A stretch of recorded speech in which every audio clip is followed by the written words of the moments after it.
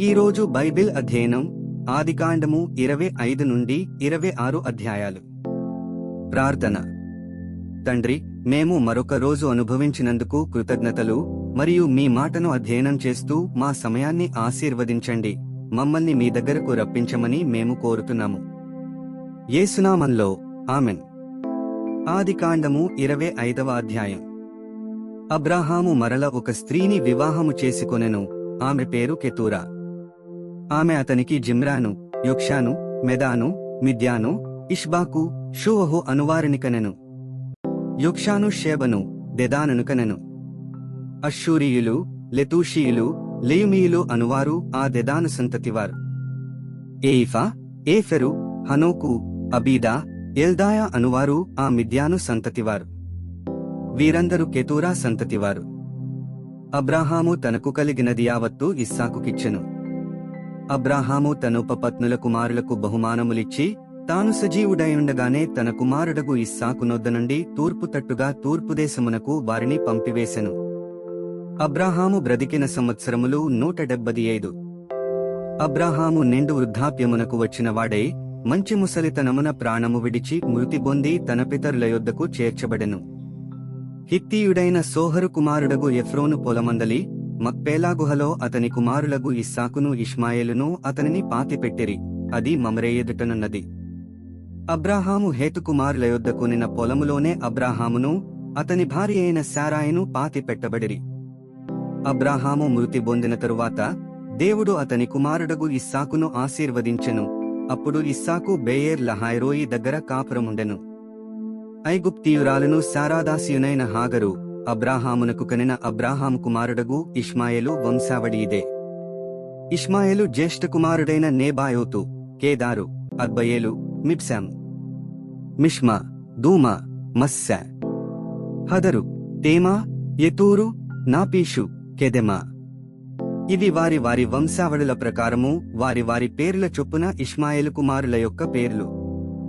వారి వారి గ్రామములలోనూ వారి వారి కోటలలోనూ ఇష్మాయేలు కుమారులు వీరే. వారి పేర్లు ఇవే. వారి వారి జనముల ప్రకారము వారు 12 రాజులు. ఇష్మాయేలు బ్రతికిన సంవత్సరములు 137. అప్పుడతడు ప్రాణము విడిచి మృతి పొంది తన పితరుల యొద్దకు చేర్చబడెను. వారు అశ్షూరునకు వెళ్ళు మార్గమున హవీలా మొదలుకుని ఐగుప్తు ఎదుటనున్న షూరు వరకు నివసించువారు. అతడు తన సహోదరులందరి ఎదుట నివాసమేర్పరచుకునెను. అబ్రాహాము కుమారుడగు ఇస్సాకు వంశావళి ఇదే. అబ్రాహాము ఇస్సాకును కనెను. ఇస్సాకు పద్దనరాములో నివసించు సిరియావాడైన బెతూయేలు కుమార్తెయును సిరియావాడైన లాబాను సహోదరియునైన రిబ్కాను పెండ్లి చేసుకొన్నప్పుడు 40 సంవత్సరములవాడు. ఇస్సాకు భార్య గొడ్రాలు గనుక అతడు ఆమె విషయమై యెహోవాను వేడుకొనెను. యెహోవా అతని ప్రార్థన వినెను గనుక అతని భార్య అయిన రిబ్కా గర్భవతి ఆయను.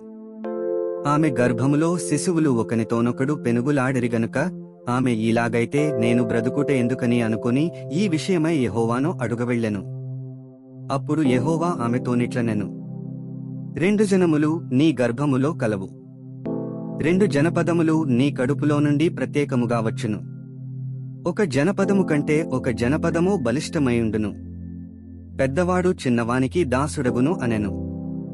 ఆమె ప్రసూతి కావలసిన దినములు నిండినప్పుడు ఆమె గర్భమందు కవలవారు ఉండిరి. మొదటివాడు ఎర్రనివాడుగా బయటికి వచ్చెను. అతని ఒళ్లంతయు రోమవస్త్రము వలెనుండెను గనుక అతనికి ఏశావు అను పేరు పెట్టిరి. తరువాత అతని సహోదరుడు బయటికి వచ్చినప్పుడు అతని చెయ్యి ఏశావు మడిమెను పట్టుకుని ఉండెను గనుక అతనికి యాకోబు అను పేరు పెట్టబడెను. ఆమె వారిని కనినప్పుడు ఇస్సాకు 60 ఏండ్లవాడు. ఆ చిన్నవారు ఎదిగినప్పుడు ఏశావు వేటాడుటేందు నేర్పరియే అరణ్యవాసిగానుండెను. యాకోబు సాధువై గుడారములలో నివసించుచుండెను. ఇస్సాకు ఏశావు తెచ్చిన వేట మాంసమును తినుచుండెను గనుక అతని ప్రేమించెను. రిబ్కా యాకోబును ప్రేమించెను. ఒకనాడు యాకోబు కలగూర వంటకము వండుకొనుచుండగా ఏశావు అలసినవాడే పొలములో నుండి వచ్చి, నేను అలసియున్నాను, ఆ ఎర్ర ఎర్రగానున్న దానిలో కొంచెము దయచేసి నాకు పెట్టుమని అడిగెను. అందుచేత అతని పేరు ఎదోము అనబడెను. అందుకు యాకోబు, నీ జ్యేష్ఠత్వము నేడు నాకిమ్మనడుగగా.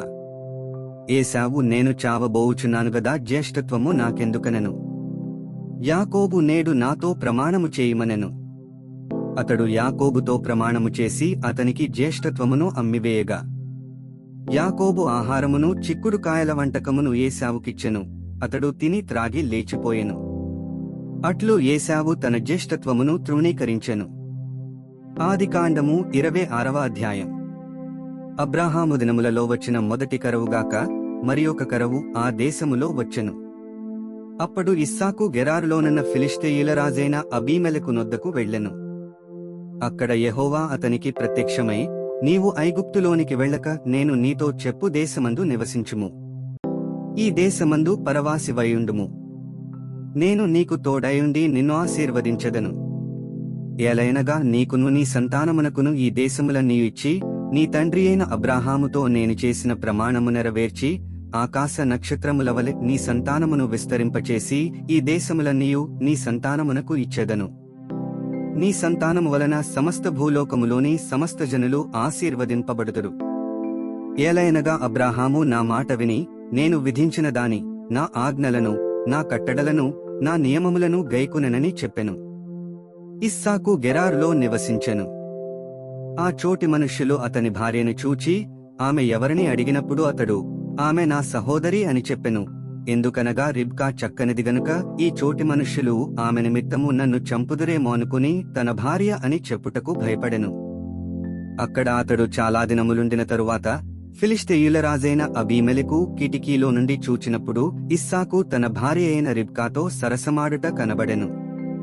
అప్పుడు అబీమెలెకు ఇస్సాకును పిలిపించి, ఇదిగో ఆమె నీ భార్యయే, ఆమె నా సహోదరి అని ఎలా చెప్పితివని అడుగగా ఇస్సాకు ఆమెను బట్టి నేను చనిపోవుదునేమో అనుకొంటినని అతనితో చెప్పెను. అందుకు అబీమెలెకు, నీవు మాకు చేసిన ఈ పనియేమి? ఈ జనులలో ఎవడైనా ఆమెతో నిర్భయముగా సేనించవచ్చునే. అప్పుడు నీవు మామీదికి పాతకము తెచ్చిపెట్టువాడవుగదా అనెను.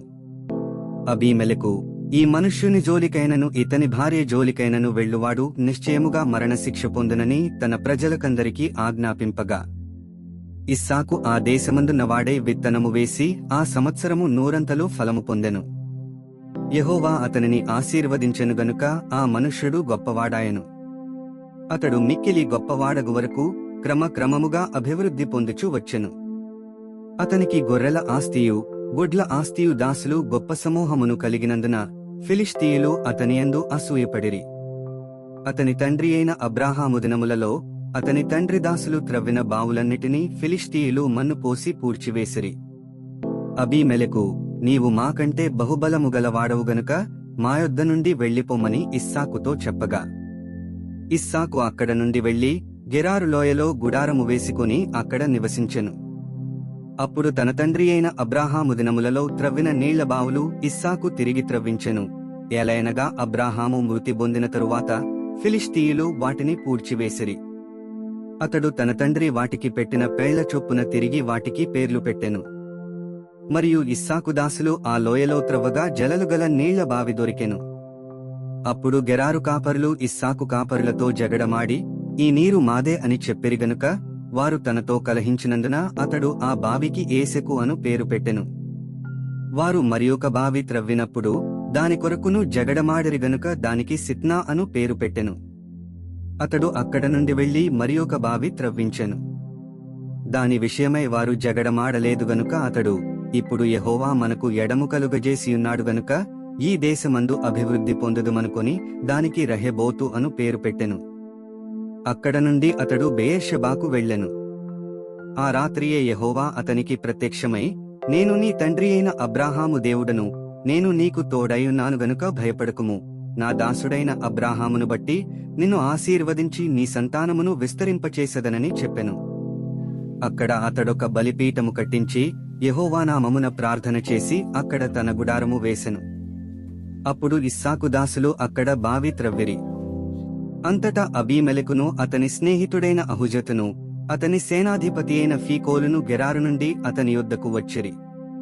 ఇస్సాకు, మీరు నా మీద పగపట్టి మీ యొద్ద నుండి నన్ను పంపివేసిన తరువాత ఎందునిమిత్తము నా యొద్దకు వచ్చియున్నారని వారినడుగగా వారు నిశ్చయముగా యెహోవా నీకు తోడైయుండుట చూచితివి గనుక మనకు అనగా మాకును నీకును మధ్యనొక ప్రమాణముండవలెననియు మేము నిన్ను ముట్టక నీకు మేలే తప్ప మరేమీ చేయక నిన్ను సమాధానముగా పంపివేసితివి గనుక నీవును మాకు కీడు చేయకుండునట్లు నీతో నిబంధన చేసుకొందుమనియు అనుకొంటిమి. ఇప్పుడు నీవు యెహోవా ఆశీర్వాదము పొందినవాడవనిరి. అతడు వారికి విందు చేయగా వారు అన్నపానములు పుచ్చుకునిరి. తెల్లవారినప్పుడు వారు లేచి ఒకనితో ఒకడు ప్రమాణము చేసుకొనిరి. తరువాత ఇస్సాకు వారిని సాగనంపగా వారు అతని యొద్ద నుండి సమాధానముగా వెళ్ళిరి.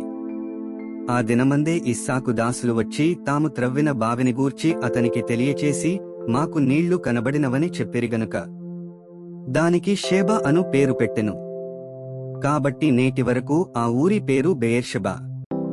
ఏశావు 40 సంవత్సరముల వాడైనప్పుడు హిత్తీయుడైన బెయేరీ కుమార్తెగు యెహూదీతును, హిత్తీయుడైన ఏలోను కుమార్తెగు బాసెమతును పెండ్లి చేసుకొనెను. వీరు ఇస్సాకునకును రిబ్కాకును మనోవేదన కలుగజేసిరి. 25 నుండి 26 అధ్యాయాలు చదివియున్నాము. ముగింపు ప్రార్థన. ఓ దేవా, మా విలువైన సమయాన్ని నీ వాక్యాన్ని అధ్యయనం చేసినందుకు ధన్యవాదాలు. మా మార్గాలలో నడవడానికి మరియు మన సత్యాన్ని ఇతరులతో పంచుకోవడానికి మాకు ధైర్యాన్ని ప్రసాదించు. మీ పరిశుద్ధాత్మ మాకు మార్గనిర్దేశం చేస్తూ సర్వసత్యంలోకి మమ్ములను నడిపించునుగాక. ఆమెన్.